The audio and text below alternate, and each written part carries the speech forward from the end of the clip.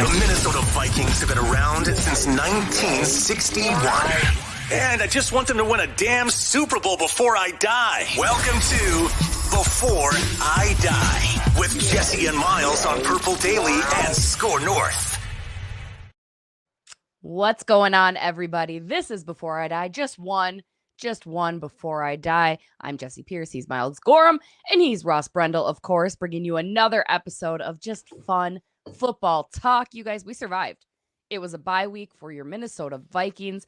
How did we all survive? Myles, let me know what you did to survive the non-Vikings game day. And then, Ross, I'd love to hear how you got through Sunday yesterday. I was better yesterday, but I spent most of last week into the weekend sick. And me and my son. And so I'm feeling better. It's more of like finally getting that like last parts of like the head cold, you know, when you kind of finish being sick. But yeah, I spent my my bye week sick, so that was not fun. But so you used it to heal up and rest, like much of our Vikings team. Yeah, exactly. So to be ready to roll by next Sunday. Yes, exactly. That's it. Yeah. That's a good point. Right. Yes, I spent yesterday. You know, I watched football. I watched a little bit of the London game, which was awful. The Jaguars are just like such an S show. Like they just those poor Brits had to like be. Oh, I know. But they gotta watch them again next week. I know. We got to watch them again next week because the Jaguars basically live there. And so, but we had to watch like, excuse me, the Bears, the Packers, and the Lions all play well and win their games pretty decisively. So that was not fun as like a fan on a bye week. But the Vikings are still 5-0. So I can't complain there. Imagine being a London American football fan and you're excited for the London games. God. And you know, the Vikings-Jets game was, I guess, competitive, but it was by no means a Picasso. Then you get stuck with yesterday's game, which, oh boy, Jaguars and Bears, who wouldn't have predicted that would have been a nasty game? At least the Bears put some points on the board, and now you get Jaguars and Patriots, 2 one-win teams. Here you go. I will say, at least Caleb Williams, like from like a fan perspective, looked good, right? Yeah. Like obviously, Vikings fan don't want them to do well. But he did look good, which I think for like from a fan perspective was fun to watch. I was going to say the same thing. Like I'm kind of rooting for him, right? Like I just kind of like who he is. I want to see some success for him. So it is nice to see him start to turn the tables a little bit. I put this in our Score North newsletter, which goes out every day. We're now adding some submissions daily from Phil, Judd, Declan, AJ, and I. And I said I used to loathe Minnesota Vikings bye weeks because you want to watch your team, right? Doesn't matter when the bye week is, whether it's week 5 or week 11. But as I've gotten older, I kind of appreciate the bye week because you get to do a bit more maybe hard intel on the other teams in the division.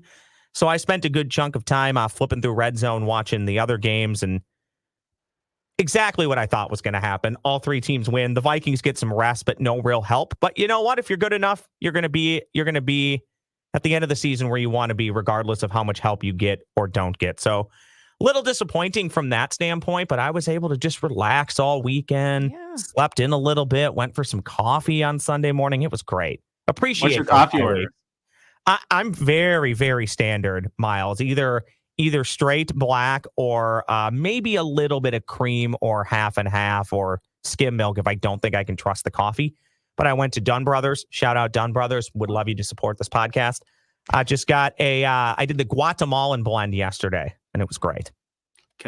Maybe I'll say this before I die, but I was just going to have like a hot take on coffee is like, I prefer coffee, like black coffee, especially from home. Like I'd rather make it at home, not just because of the money, but it tastes better when I make it at home than when I go to, I'm not going to say any of the names, but any of the chain coffee places. I just don't like getting their black coffee because it's always burnt or tastes like it's like just been out too long. Whereas when I make it home, it's more fresh. It just tastes better. So yeah. I can actually respect that. I'm a huge fan of buying like the 2.5 pound bag incredibly cheap at your local Costco. I make coffee at home 95% of the time. Yes, every now and then I'll go out and get a cup of coffee. And I will say this. I actually think, and it's a good price, I think McDonald's has a decent cup of coffee. They do. If you're ever out and about. Yeah, there you go. Just because I'd like to be included in this conversation. Hot coffee take here. I didn't have coffee for the first time until like 2 years ago. And even then, I hate hot coffee. And now before you start thinking I go floofy and fluffy, I don't. I like cold brew. I'm much more of a cold brew That's fine. person with some ice right in now. there. Yeah, Yep. right. You know what my little secret is too, and I had this at a place down in St. Paul for the first time. I put a banana in there. So I do a banana, some collagen, some vanilla protein, and my cold brew, and I blend her all up. It's super good, you guys. So good. Oh, you and blend it's it. like Okay. a whole breakfast. Yeah, I was picturing you putting just a whole banana in your coffee, like Yeah. it's a pickle in a beer that people do. Like, It's my okay. coffee Bloody Mary. No. Thank you, Myles. I was thinking the Yeah. exact same thing. How do you enjoy your coffee before I die in Purple Daily fans? Toss Put it in the banana in comments there. below. Oh, You incredible. know, my favorite thing with the cold brew is that they finally made the like cold foam that you can buy from the stores that like Starbucks Have you tried it? I haven't tried it yet. I do it all the time. That's like all I Good. get. I just get the cold brew. I have cold brew and then I just buy the cold foam. And I just do a little bit. I don't need much. Just a little bit. Yeah. I love easily. I think we all know it's been a bye week when we've spent 4 of the first 5.5 minutes talking about our coffee orders. 100%. It's what we need to do. But I did also spent my bye week obviously hanging out. There was a Minnesota Wild game last night in Winnipeg, so I had the dual screens going, and by dual screens I mean I had my laptop playing the Wild game and the TV on the Detroit Lions game. My God, just no mercy from Ben Jones and that offense. And Dallas is so bad. Like, are we going to have Mike Zimmer fired today, or is it going to be tomorrow? Like, my goodness, Dallas, horrendous. 47-9, you guys. With that being said, and they could have scored more. They could have scored more. Like, they had left tackles score. Like, they were drawing up plays for players to score. That it's like they were trying to get everybody involved. And you're like, we want to have everybody on our team score. And that's what it is. Exactly what it was. It's like when you're a child. It was incredible. And it worked half the time. Trophies. It was incredible.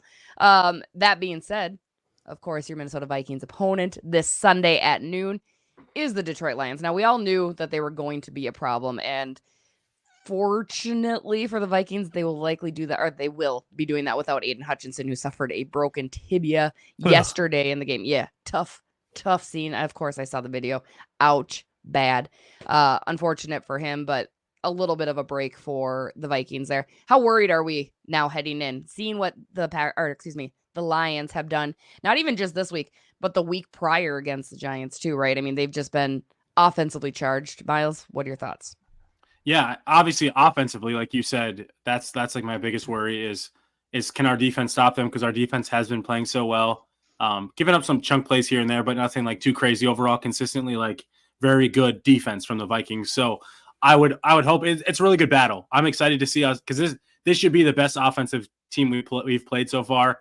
The 49ers should have been, but they kind of were of up and down that game. They didn't have McCaffrey, but I think from what it looks like, the Lions came out healthy on the offensive side of the ball. So it should be a really tough test and good test for the Vikings defense coming out of the bye. So hopefully we have all health from the defensive side and the Vikings side going in and just see a good contest from that side. Right. Go ahead. No, go ahead. No, please. Floor is yours, my friend.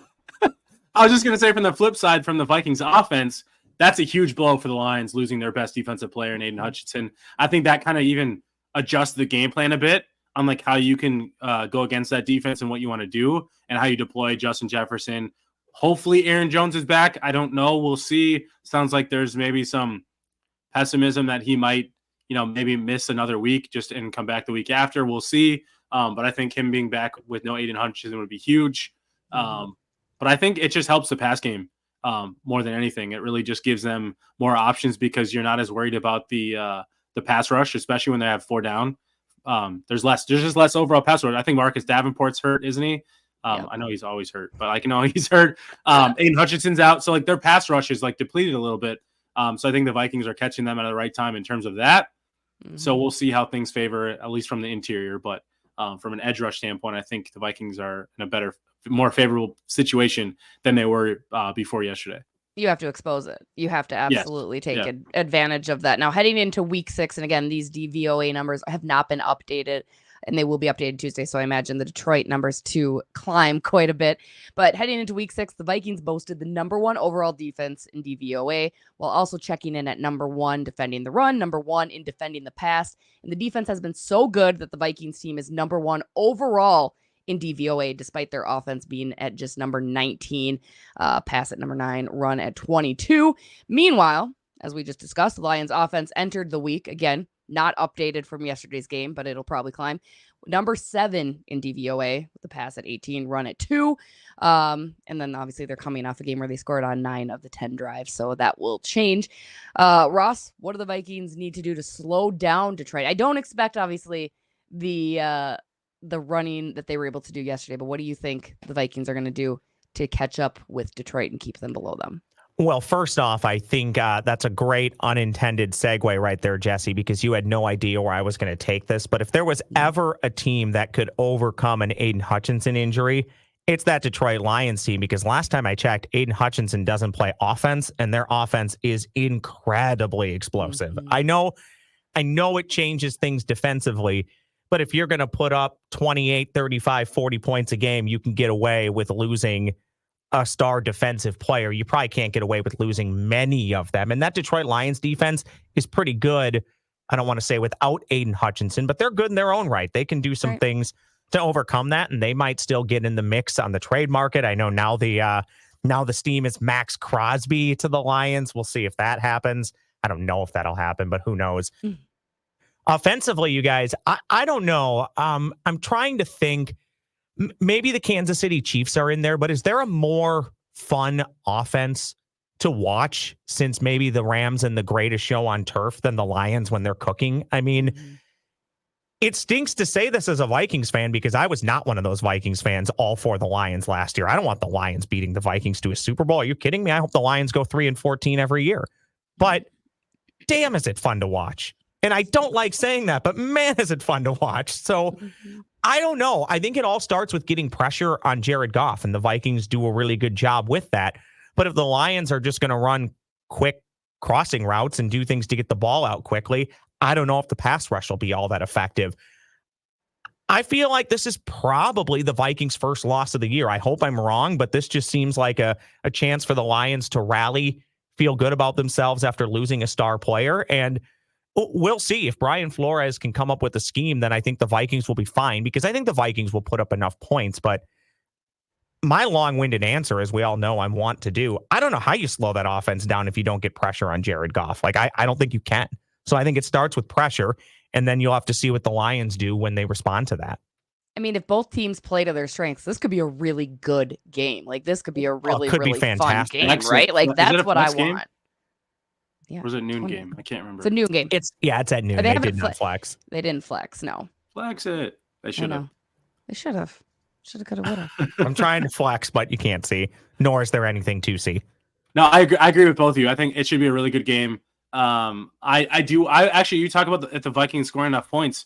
That's where my concern is. I'm more worried about the Vikings offense right now, just because of the last couple of games going into the bye. Can they come out of the bye fixing some of those mistakes that they made, especially in the second halves of the last couple of games where they really couldn't get offense rolling? If they can get the offense rolling, obviously they should be able to stay in the game and get things rolling. But if they can't, that's obviously a big concern, because I do think this Lions defense is good enough to at least try to contain a Justin Jefferson, a Jordan Addison. I don't think TJ Hockenson will be back, but so we'll see. That's probably my bigger concern. I think the defense should hopefully at least be able to do a little bit more with how strong we've played defensively to at least maybe slow them down, maybe not stop them, but slow them down. Myles, if Aaron Jones can't play, I don't think it can be as simple as, okay, Ty Chandler, you're just taking the Aaron Jones role, and Myles Gaskin, you do the Tyler Chandler role. How can the Vikings simulate a running game or a screen game using the assets that those two bring? Can they do any form of it to at least honor what the Vikings did to get to 5-0, or are they going to have to come up with something entirely different? Honestly, I feel like the biggest thing they'd have to do is get a little bit more creative in their screen, not the screen game, yes, but I think in the pre-snap motion, they do a lot of pre-snap motion. So I know the Vikings are up there in terms of teams that have a lot of pre-snap motion, but you see teams like the Lions, the Rams, like some of those teams are a little bit more creative in like how they move their guys around. And this to me means doing a little bit more with Justin Jefferson in the pre-snap motion and kind of using more eye candy and creating and drawing up more. I'm trying to like visual confusion for pre-snap for the Lions defense, because I think the biggest thing there is that's what you need to do. Otherwise, like if you're the Lions, if you're kind of playing it straight up or doing like short motions and some of those things, it's a little easier for the defense to not there's not as much window dressing, right? So if there's not as much window dressing, there's not as much confusion. And the lines can play a little more straight up.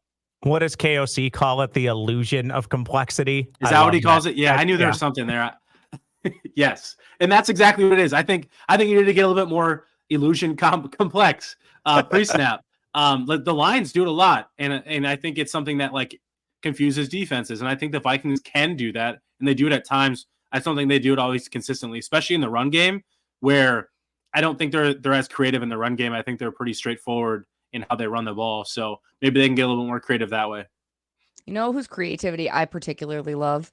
I love the creativity of Nicollet Law. It's brilliant. Personally, I think the way that they do things to draw you in. Ross, what can you tell us about Nicollet Law? Yeah, quick shout out to Nicollet Law, the exclusive personal injury law firm of Purple Daily. That is Nicollet Law. They know that when you or a loved one gets injured, ordinary life can come to a stop. Things get complicated. That's where the folks at Nicollet Law come in. They're just your normal everyday folks. You know that by now. They're the ones you see out pumping their own gas, walking the dog. You'll see them at the local watering hole, cheering on your favorite Minnesota sports teams. Normal everyday folks who are here to make sure you get the compensation you deserve after an accident. If you've been injured, get Minnesota's local award-winning injury lawyers. Get Nicollet. Here's how you do that. Start your path to winning at nicolletlaw.com. That's nicolletlaw.com, or give them a call, 1-855-NICOLET.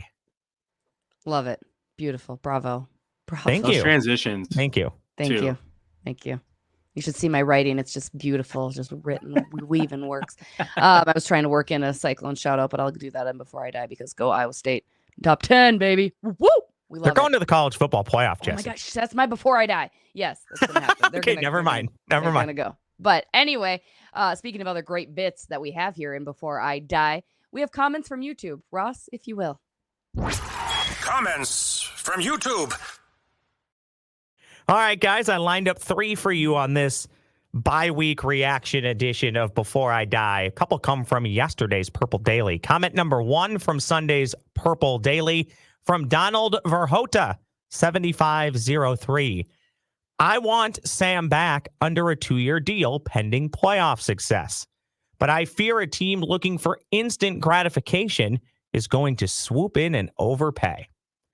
If it's not the Minnesota Vikings, Jessi and Myles, and I still believe it will not be the Minnesota Vikings, but you never know. What team do you see Sam Darnold playing for in 2024? Jessi, I'll start with you. Oh, boy. I would hope nobody in the NFC, right? Like, that would be kind of nice to avoid having to see him. Always easier when your love goes and plays on the other side or just leaves say New England completely. Maybe New England comes in, says, "Hey, Sammy, come hang out with us." Right? We like Drake that. Drake May was brutal. He'd probably have to be brutal for that to happen, right? Just saying. Could be. Okay. Yeah. Myles, I got one. Why don't you go though? I have 2, and one of them's pretty controversial, and one of them's pretty straightforward. the Raiders. I think the Raiders. The Raiders. That was mine. Yeah. They don't have an answer at quarterback, right? I think that's especially long term. The second one is the Cleveland Browns. Deshaun Watson is. They're so hitched to Deshaun, though. It's insane. I know. Insane. I know. I don't think it would happen because of that. But like, he's so bad. And like, screw that guy too. Like that guy's yeah, also a bad person. Like we were talking about, right? Like we were talking about this before the show, right? But I think out of all the teams, I think like Stefanski runs an offense that has a similar style to what Kevin O'Connell runs. I think he could have some success there in how they run the play action and outside zone scheme and those things. I think there's like that skill set that Darnold has that I think could work well for them. And I just would think it'd be pretty funny just because the Browns put themselves in this situation, giving $230+ million. I was going to say, how much money is Deshaun making too? It's $230 fully guaranteed, and they keep kicking that money down the road. So I would hate to do this to Sam again, but at some point the Browns probably just need to commit to being bad again. Bench Watson, maybe get out from under the contract. Whatever you can do. Well, there's no point benching him. Just keep playing him and be bad. No, but what I mean is at some point you have to switch quarterbacks, right? And a part of me says, well, if that's Sam Darnold, good for him. He'd get paid, and he probably would be. I don't know how good that infrastructure is in the building, and I think he'll be looking for good infrastructure if it's not with the Minnesota Vikings. Maybe that's the Raiders. I don't know. That was mine. So I'm going to give 1,000 fictitious points. We're going to start doing this now. 1,000 fictitious points to Alex for going with Alex Jeepers. Here's Myles an underrated one, by the way. For going with the Raiders. Yeah? What do you got? It's an NFC team, but what about the Rams? Like, if Matt Stafford's talked about retiring, Sure. he's kind of, and these kind of, I don't know, it seems like he's in the twilight of his career at this point. And the Rams, I think McVay could really utilize Sam Darnold's arm talent. You know what? 1,001 fictitious points to Myles, aka Alex. I had known that we were out here competing. I would have brought a better game. I would have game planned this. This is now I'm keeping you on your toes. Keeping you on your toes, Jessi. Bye week lulls. That's what we do. Question number 2, also from yesterday's edition of Purple Daily. Adam Turner, 6123. I would consider trading and paying a running back in free agency. You can afford to pay the position when you aren't paying $50 million for a quarterback. Question, I'll start with Myles this time. Bringing back Aaron Jones on some sort of extension, or looking for a longer-term solution at running back for the Minnesota Vikings this offseason? Aaron Jones back on an extension and drafting a running back. Mm-hmm. That's in like the middle rounds. I think that's like the best solution you could do. Aaron Jones has shown, obviously he's banged up, but I think you need you still need to, you're always going to need to draft somebody anyways, like whether you bring Jones back or not. Because I don't think Ty Chandler is kind of your long-term answer there. No offense to him. I think he's more of a complimentary back. I think you bring Jones back and then you draft somebody and you kind of let them become a dual threat combo. And with Ty Chandler still there too, I think that's a good 1-2-3 punch. That's exactly what I was going to say too. I like Aaron Jones. He's 29. I mean, I think he's valuable for a little bit yet, and then draft somebody and have them. I got to bring my dog in real quick. I'll be right back. Okay, bye. Jessi, 2,000 fictitious points for Wardy. I know. Do you mean it? I do. This is like, remember Whose Line Is It Anyways, where the games are made up and the points don't matter? That's exactly what's happening here. Okay. 2,000 fictitious points to you for word economy and not bailing in the middle of the show. Thank you. Yep. So there you go. So I'm winning now, just so you know. 2,000. And I was late. And I was late too, which I appreciate you not calling out. But I was late to the show today too. Oh, I called you out on the text message, though. You did. We all have technology issues, so we can't throw stones on that one. Comment number 3 from last week's Before I Die show from John DDA. This one actually comes up a lot, and we talk about this all the time, but today I wanted to put some thought into it just for funsies. So what is the show going to be named after we win the Super Bowl this year? From John DDA. That's just fun to think about, even if it doesn't happen. It's fun to dream. A boy and girl can dream, right? So the question, what are we going to name the show when the Vikings win the Super Bowl? Let's settle this once and for all. I got one. I can kick it off or I can save it. Jessi, you decide. You go ahead. Kick it off. I think it's simple. Don't we just rename the show to Now I Can Die? Oh, that's not bad. I was going to say more. I was going to say more than one Before I Die. That's what I was thinking too. Oh, I can go with that. Or a simple, I'm an alliteration girly. Purple Pride, like something, but that's kind of boring. So probably just more than one. And we just get Red McComb saying it. Purple Pride. Purple Pride. Exactly. Oh, exactly. I'm not creative that way, so I'm with both your guys' options. Something like Now 2 Before I Die or something like that. Do it again before I die. Do it again. Yeah, do it there it is. Yeah, there it is. I like that one. Mm-hmm. I will give 3,000 fictitious points to me because I'm hosting this segment. So that's how today's will be determined. So, perfect. Okay, I like what we did there. Do we want to do some Before I Dies, Jessi? Yeah, let's go. Actually, you know what we should do, Jessi, before I think you should talk about some college football first before. I think I should. St. Thomas surging now 2-0 in Pioneer League play. An offensive. Is it an offense? No, it's an offensive battle. I think they beat Marist like 82-75 on Saturday. No, it wasn't that bad. It was 39-32, but defense optional in the Pioneer League on Saturday. St. Thomas football, they head for Windiana this Saturday, not to take on the Hoosiers, but to take on Valparaiso.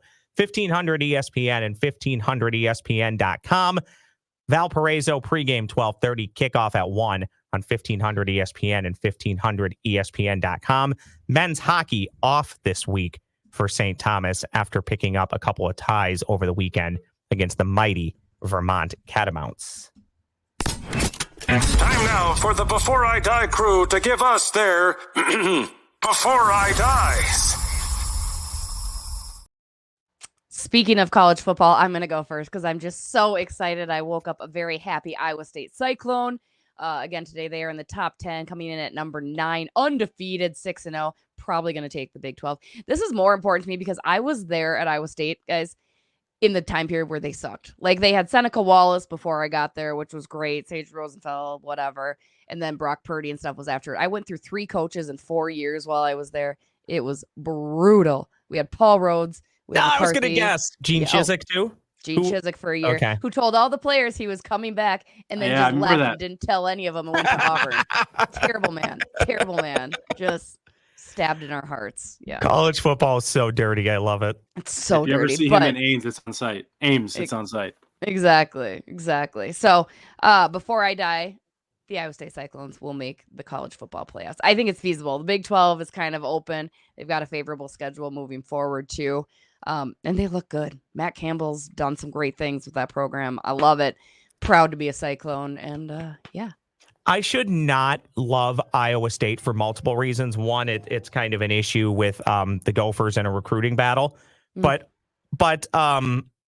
and I don't like them because they always wear all black uniforms, which is not a part of their uniform combo. So great. That always drives me crazy. They look like ketchup and mustard. It's a problem. They look great. I like it. It looks great. No, you can wear as many different uniform combos as you want as long as it's within your own color scheme. When I'm president, I will executive order that. So no more all black. The Gophers have like a gray one though. Don't they? They're awful, and they're awful, and I rip them for them. The gray and black, don't do it, kids.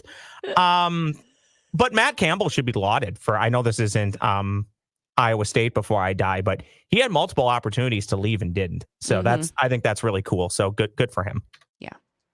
Well, and Myles? The SEC's down this year too. And I feel like that's a huge reason, like the Big 12, having someone from the Big 12 representing the because this is the last year of the 4-team playoff, and then they're moving it to 8. I think so. No, right? It's this year. You got the this year? Yeah, you got the 12-team playoff beginning this year. Oh shoot! Oh yeah, y'all are locked in, right? Yeah. Like Iowa State can probably lose a game to the right team and still make the playoff. They win the Big 12. Yeah. Yep. Mm-hmm. Love it. That's awesome. We love it. Go Cyclones. Yeah, I lived in Iowa, went to school in Iowa, so I hated the Hawkeyes because I don't know why, but I just didn't like them. And I'm a Gopher fan too, but so it made me root for Iowa State in that not like I don't typically root for Iowa State, but especially when they play each other. I'm an Iowa State fan there. So it's very divided. It is a state so divided. It is intense. It's hard. I love it. Then you have your random UNI fans that kind of float around on the outside, like us, know that we're here. And we're like, no, get out of here, Panther.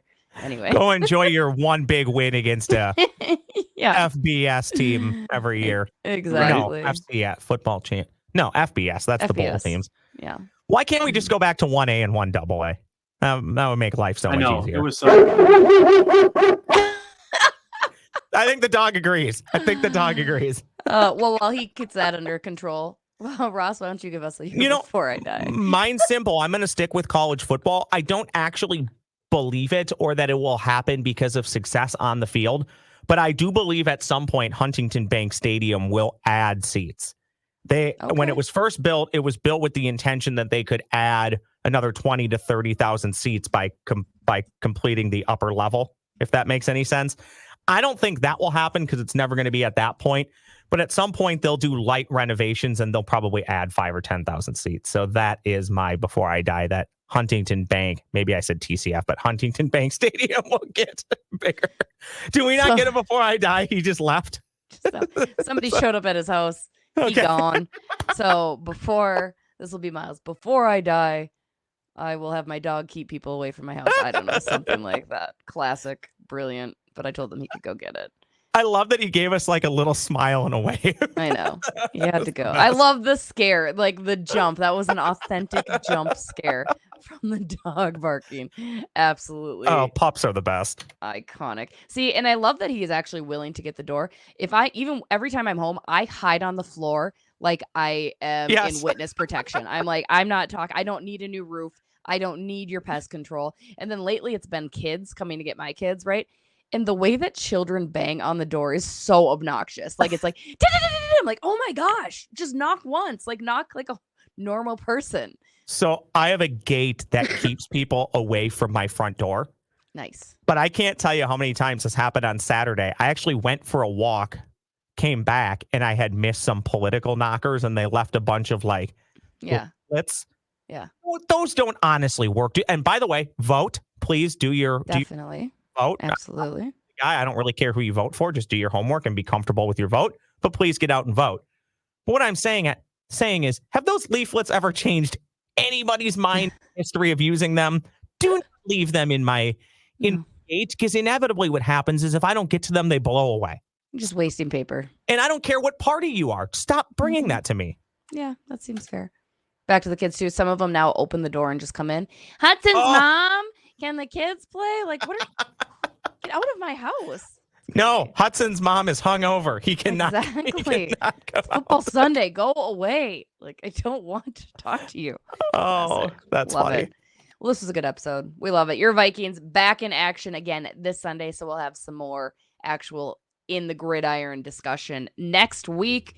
Until then, let's go Vikings on behalf of Myles and Ross. Have a great rest of your week. Don't forget to check out all the other purple. Okay. No, you can still go. Can I still go? Yeah, you can still go. Check out all your other Purple Daily content, your daily Vikings entertainment. Let's get a win in Hennepin County.